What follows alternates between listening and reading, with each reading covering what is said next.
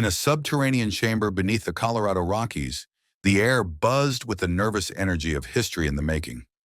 The room was a blend of cutting-edge technology and ancient stone, a testament to human ingenuity and the weight of the moment.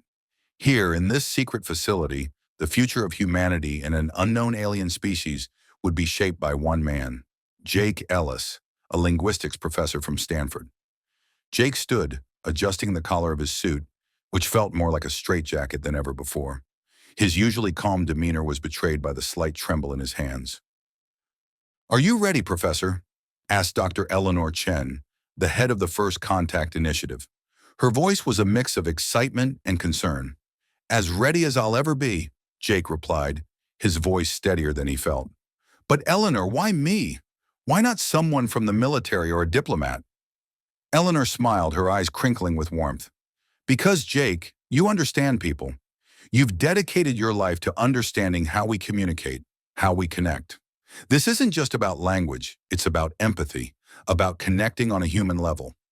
Plus, you're the only one who's ever managed to teach an AI to understand human sarcasm." Jake chuckled, the tension easing slightly. "Well, if it's all about understanding, let's hope the alien has a sense of humor."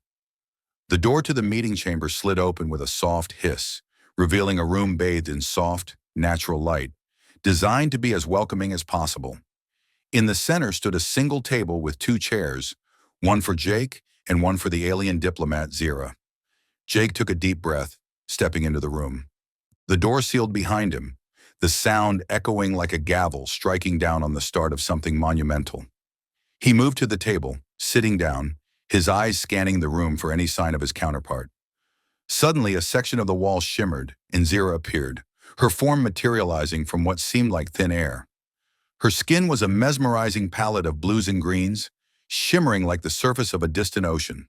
Her eyes, large and expressive, fixed on Jake with a mix of curiosity and caution. Jake stood, offering a friendly, if somewhat awkward, smile. "Hello," he said, his voice clear but gentle. Zira tilted her head, her language unknown but her gesture universally understood as confusion or interest. She spoke, her voice melodic, yet with tones Jake couldn't place, like music from another world. He pointed to himself. "Jake," he said slowly, then to her. "And you are?" Zira mimicked his gesture, her slender finger pointing at herself. "Zira," she pronounced, her tone mimicking his. Jake nodded, encouraged by this basic exchange. "Zira, I'm here to learn from you, to understand your world as you understand ours." He pulled out a small device, a translator prototype, and set it between them. "This might help us talk better." Zira examined the device with interest, her fingers delicately touching its surface, causing it to emit a series of beeps and lights. She looked up at Jake, her expression unreadable, yet somehow inviting. They spent the next hours in this dance of learning, Jake teaching her English words, Zira sharing her language in return. They laughed over mispronunciations and shared looks of triumph when communication broke through. As the day waned, Jake felt a growing respect for Zira, not just as an alien diplomat, but as a being with her own depth, her own curiosity about his world. "I look forward to tomorrow," Jake said as they concluded, his voice sincere, "to learning more about you and your people." Zira's reply was in her language, but the device translated, "I too am eager for our next meeting." With a nod, they parted, leaving behind the echoes of a conversation that was just the beginning of something much larger than either could foresee. Jake was back in the chamber, this time with a sense of anticipation rather than anxiety. The room had been transformed slightly overnight. Now there were more plants, an attempt to make Zira feel more at ease with Earth's natural environment. The table had been replaced by a more casual setup, with cushions and a low table, fostering an informal atmosphere. He waited, his fingers tapping against his leg, until the air shimmered once more, and Zira materialized. Today, her skin seemed to glow with a different pattern, perhaps reflecting her mood or the change in light. "Zira," Jake greeted, standing to offer her a cushion. "I hope you slept well?" Zira took the cushion, her movements graceful.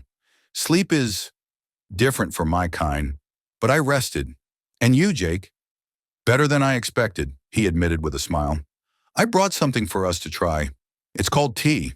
He gestured to a teapot and cups, steam rising gently. Zira eyed the tea curiously. "We have similar rituals on my planet," she said, her voice now clearer through the translator. "This is for sharing."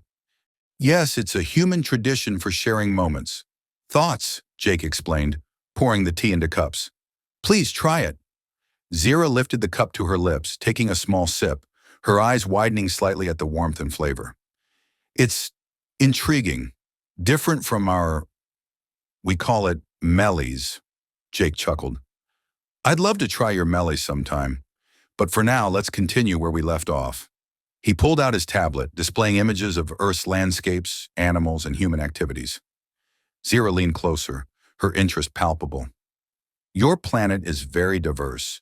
So many colors, so much life." Jake nodded. "And yours? Can you show me?" With a gesture, Zira activated a device on her wrist, and a hologram of her homeworld appeared above the table. It was breathtaking. Floating islands, glowing flora, and creatures Jake couldn't begin to describe. "Incredible," he breathed out. "What's this?" He pointed to a creature that looked like a blend of a bird and a jellyfish. "That's a vraid. They sing to communicate, much like your birds. But their songs can change the color of the sky at dusk," Zira explained, pride in her voice. Jake was fascinated. "We have music too, but it doesn't change the sky. Maybe you'd like to hear some?" Zira nodded, her curiosity piqued. Jake played a piece of classical music, watching her reaction. Her eyes closed, absorbing the melody, and when it ended, she looked at him with a new respect. "Your music, it speaks without word now," she said. "We believe music connects us, beyond language," Jake replied, feeling a connection deepening between them. They spent hours like this, exchanging bits of their cultures. Zira showed Jake how to draw with light, creating fleeting images in the air, while Jake taught her how to sketch on paper, the permanence of it a novel concept to her. As they worked together, their laughter filled the room, a universal sound of joy. They created a sketch of each other's worlds, combining elements from both, a testament to their growing friendship. "I believe this is more than just a diplomatic exchange," Zira stated, her tone thoughtful. "It feels like building a bridge." Jake agreed. "A bridge between our worlds, yes, but I think it's also between us, personally." The day ended with a promise of more to learn, more to share, and the comfort of knowing they were not just representatives of their species, but individuals creating something unique together. The third day of contact brought Jake and Zira back to their now familiar chamber, where the atmosphere had shifted from formal to almost familial. The room was set up like a workshop, with various tools for language learning scattered around. Flashcards, a holographic dictionary, and even some traditional books from Jake's collection. Jake entered with a bounce in his step, carrying a small wooden box. "Good morning, Zira. I brought a game today, something from Earth that might help us with language." Zira, who had been examining the human text with interest, turned her attention to Jake. "A game. We love games on my planet, though they're often less tangible." Jake opened the box, revealing a set of colorful tiles. "This is Scrabble. You make words with these tiles. I thought it could be fun and educational." Zira's eyes lit up. "Fascinating. We'll need to adapt the rules to include both our languages, yes?" "Exactly," Jake agreed, laying out the board. "Let's start with simple words, then we can mix in some of your language."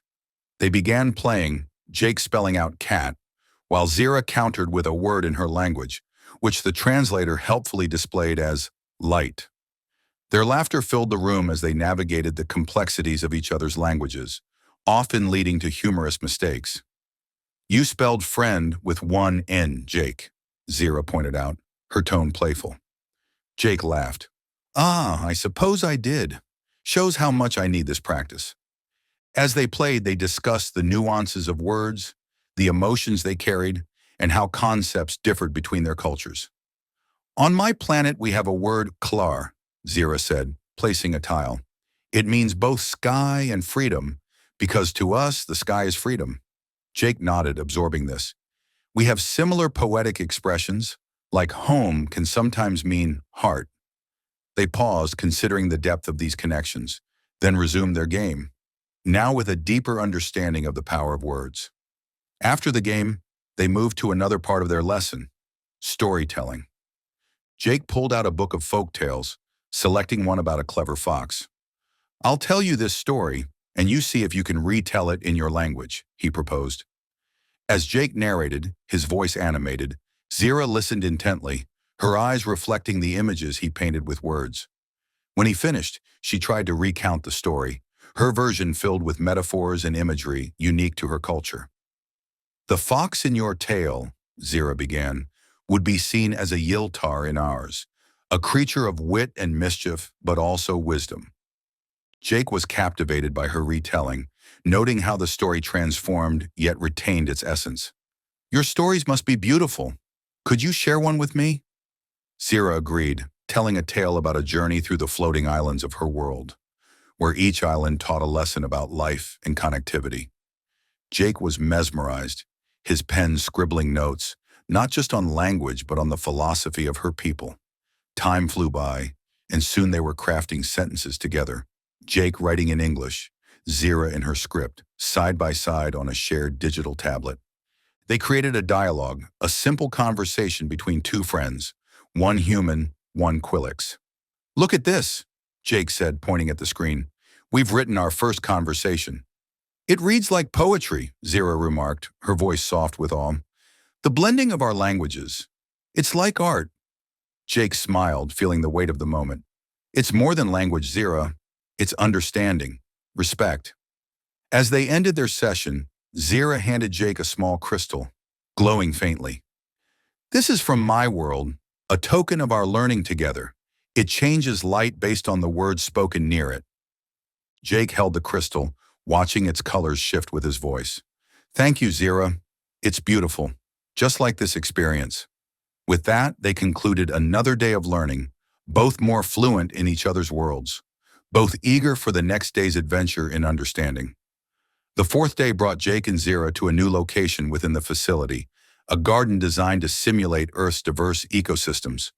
Trees, flowers, and even a small artificial stream filled the space with life, a stark contrast to the technological environment of their previous meetings.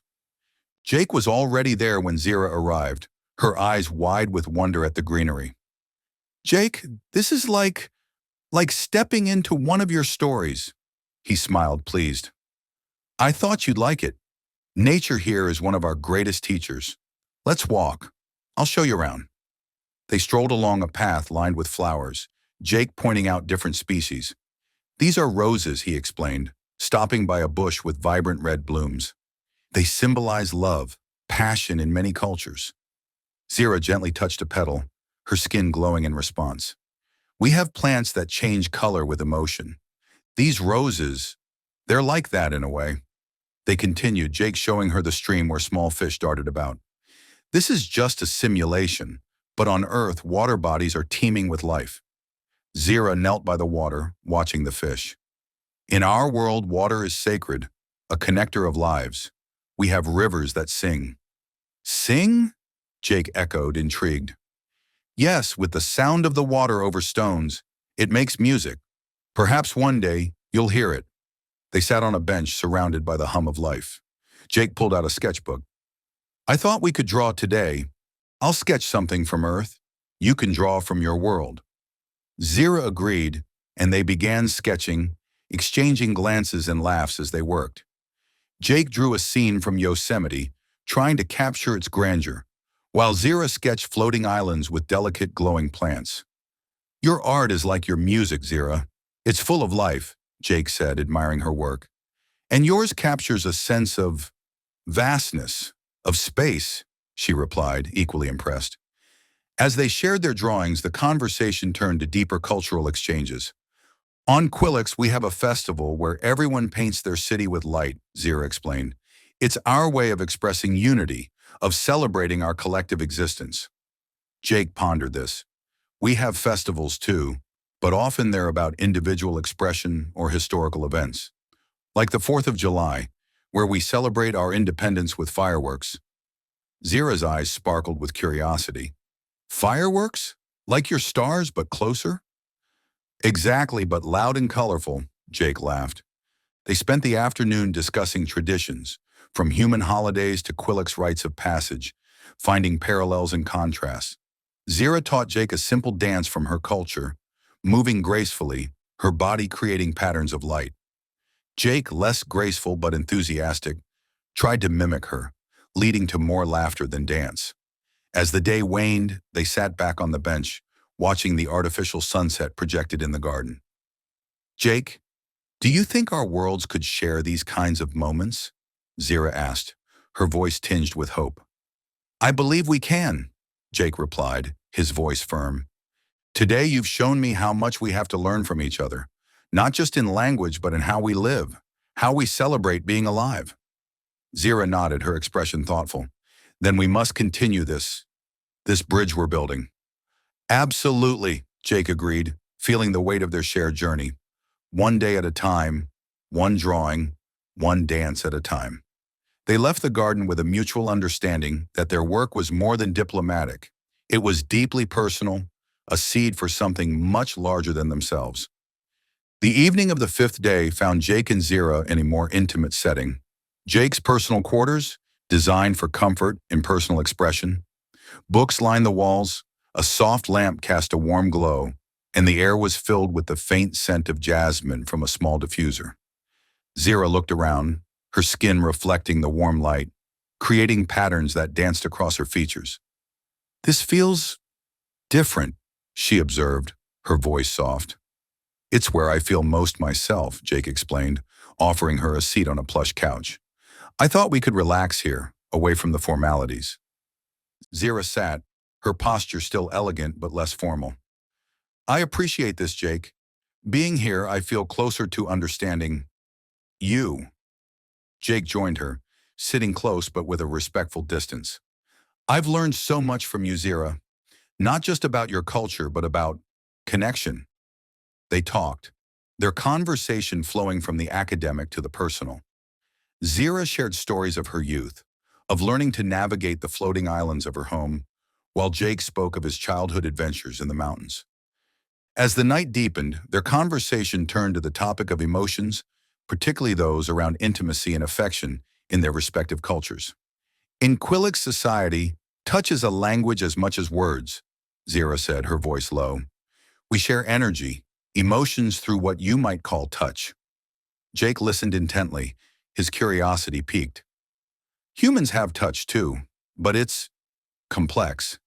It can mean so many things. Zira turned towards him, her eyes searching his. May I? She asked, her hand hovering near his. Jake nodded, his heart beating a bit faster. Yes. Her hand lightly touched his, and a gentle warmth spread from the contact. It wasn't just physical. It was as if he could feel her curiosity, her openness through the touch. This is different, Jake murmured, his voice thick with the new sensation. Zira smiled, her touch lingering. It's how we express trust, understanding. The moment grew, silence enveloping them, charged with a new kind of communication. Jake, moved by the intimacy of the exchange, leaned forward, his intent clear. Can I? Zira nodded, understanding his request.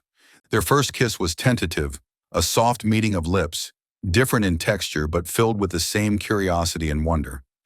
Zira pulled back slightly, her eyes wide. Human kisses, they are different, Jake suggested, his breath still uneven. Intense, Zira corrected, a smile playing on her lips. But I like it. Encouraged, Jake kissed her again, this time with more confidence. The kisses deepened, moving from exploration to something more profound, a dance of learning each other's physical language. As they moved closer, Zira's body began to emit a soft glow, her enjoyment of the moment tangible. She gently guided Jake to lie back, her movements fluid, embodying her culture's grace. They continued, not rushing, each touch, each kiss building on the last, forming a rhythm unique to them. This is unlike anything, Zira whispered, trembling with pleasure, not just from the physical sensation, but from the emotional connection it represented. Jake, equally moved, held her gently, their bodies aligning in a way that spoke of mutual respect and discovery. They didn't need words as they lay there, the world outside forgotten, lost in the moment where two beings from different stars found a common language in the simplest yet most profound way. As the night turned into the early hours of morning, they lay entwined, not just in body but in a shared understanding that what had happened was beyond diplomacy. It was the essence of connection. The dawn light filtered through the curtains, casting a soft glow over Jake's quarters, where he and Zira lay, their minds still entwined with the night before. The room was quiet, the only sound the gentle hum of the life support system, a reminder of their unique situation. Jake, feeling a mix of warmth and contemplation, turned to Zira, who was watching the light play across the room, her skin subtly changing color with her mood. "Last night was unexpected," Jake began, his voice tentative yet sincere. Zira turned to him, her eyes reflecting a spectrum of emotions. "Unexpected, but perhaps necessary. It taught us something about each other that words couldn't." Jake nodded, sitting up slightly. "I've been thinking about what this means for our civilizations. For us," Zira sat up as well, pulling the sheet around her in a gesture both human and alien. "Our cultures have different views on intimacy. For Quillix, it's sharing essence, life energy. But with you, it felt like merging two worlds, not just physically." Jake considered her words. "We humans often see intimacy as a form of deep communication, trust. But what we did, it's beyond what I've known. It's like we bridged our worlds on a personal level." Zira reached out, touching Jake's hand, her touch still warm with that unique energy. "What we shared, it wasn't just about physical closeness. It was about understanding, about seeing each other's essence." They sat in silence for a moment, each processing the weight of their connection. "What happens now?" Jake asked, the question hanging in the air. "For us, personally, I hope we continue to learn from each other," Zira replied. "But for our peoples, this might challenge their perceptions. It could either open new pathways for understanding or complicate things." Jake nodded, understanding the dual nature of their situation. "I want to believe it will be the former, that we can show our leaders, our people, that we're capable of such profound connections." Zira smiled, her expression one of hope. "I feel the same, but we must tread carefully. My people will be curious, perhaps skeptical. Yours might react with fear or fascination." Jake moved to stand, offering his hand to Zira. "Let's start by documenting what we've learned, not just about our languages, but about our hearts." Zira accepted his hand, standing gracefully. They moved to a small desk where Jake's laptop sat. Together they began to draft notes, speaking aloud their thoughts, turning their personal journey into something that could be shared. "We should focus on the cultural implications," Jake suggested, typing as he spoke. "The idea that intimacy can be a form of diplomacy, of learning. And we should clarify how this can strengthen our bond, not just between us, but between our species," Zira added, her voice firm. As they worked, they discussed the nuances of their experience, how the physical had translated into a deeper cultural and emotional understanding. They crafted a narrative that highlighted the potential for peace, for a union of minds and spirits over mere territorial or political alliances. "I propose we call this the Harmony Protocol," Jake said with a chuckle, looking at Zira for approval. Zira laughed softly, the sound like music. "A fitting name. It speaks to the harmony we seek, beyond our differences." They continued until the morning was well underway, their notes forming the foundation of a new chapter in interspecies relations. As they finished, Jake looked at Zira, a sense of purpose in his eyes. "We're at the start of something monumental, aren't we?" "Yes, Jake," Zira replied, her voice filled with conviction. "We are the beginning of a new understanding between our worlds." The day of parting had arrived, filling Jake's quarters with a palpable sense of melancholy mixed with anticipation. The room was tidier than usual, as if in preparation for the end of one chapter and the beginning of another. Jake stood by the window, watching the alien ship through the reinforced glass, its sleek silhouette a stark reminder of the journey Zira would soon embark upon. Zira, standing beside him, her skin shimmering with the morning light, seemed to embody the dual emotions of joy from their shared time, and sadness from the impending separation. "It's time," Zira said softly, her voice carrying the weight of the moment. Jake turned to her, his expression a mirror of her own conflict. "I wish we had more time, but I know this isn't goodbye, just a pause." Zira nodded, her hand reaching out to touch his, her touch conveying more than words could. "We've changed each other, Jake. This isn't the end of our story." He smiled, squeezing her hand gently. "I'll keep learning your language, your culture, and I'll share ours with you, through messages, through the Harmony Protocol." Zira presented him with a small, ornate box. "Open this when I'm gone. It's a piece of my world for you to remember me by." Jake took it, feeling the warmth of her gift in his hands. "Thank you, Zira. I have something for you, too." He handed her a small book, bound in leather. "It's poetry from Earth, human emotions captured in words." Her eyes lit up as she accepted the book, her fingers tracing the cover. "I'll read this on my journey home. It will be like having a piece of you with me." They walked to the launch area, where the rest of the facility's personnel waited to see Zira off. The atmosphere was charged with respect and curiosity, the human team eager to witness this historic moment. Dr. Eleanor Chen approached, her face a mix of professionalism and warmth. "Zira, we hope this is only the beginning of a long friendship between our peoples." Zira inclined her head gracefully. "I believe it is, Dr. Chen. Jake has shown me the heart of humanity. I will advocate for understanding and peace." Jake and Zira shared one last private moment before she had to board. "I'll miss you," Jake admitted, his voice low. "And I you," Zira replied, her voice echoing the sentiment. "But we'll continue our dance, our conversation, through the stars." They embraced, a gesture that had become natural between them, filled with unspoken promises. Zira stepped back, offering a final nod, her gaze lingering on Jake before she entered her ship. As the ship's door sealed, Jake felt a pang of loss, but also a surge of purpose. He watched as the ship lifted off, the engines silent from here, but their light brightening the sky. Dr. Chen placed a hand on his shoulder. "You did well, Jake. This is just the start." "I know," Jake said, his eyes not leaving the sky until the ship was a mere speck. "We've started something that can't be undone." Back in his room, alone with his thoughts, Jake opened the box Zira had given him. Inside was a small living plant from her world, its leaves glowing softly. A note was tucked beside it, written in her script, translated by the device. "This lyre will grow with our connection. Care for it, and remember, we are never truly apart." Jake placed the plant by his window, where it would catch the light, a living reminder of their bond. As he sat down to write his first message to Zira, detailing this moment, he knew that their story, their influence, would resonate far beyond their personal experience, shaping the future of two worlds. Months had passed since Zira's departure, and Jake had returned to his life at Stanford, though nothing felt quite the same. His office was now adorned with alien artifacts, including the glowing lyre plant that thrived under the care of his attention. His lectures had shifted, now incorporating lessons on Quilix culture, language, and the profound experiences of first contact. Jake stood before his class, his demeanor more confident, his eyes alight with the passion of his new purpose.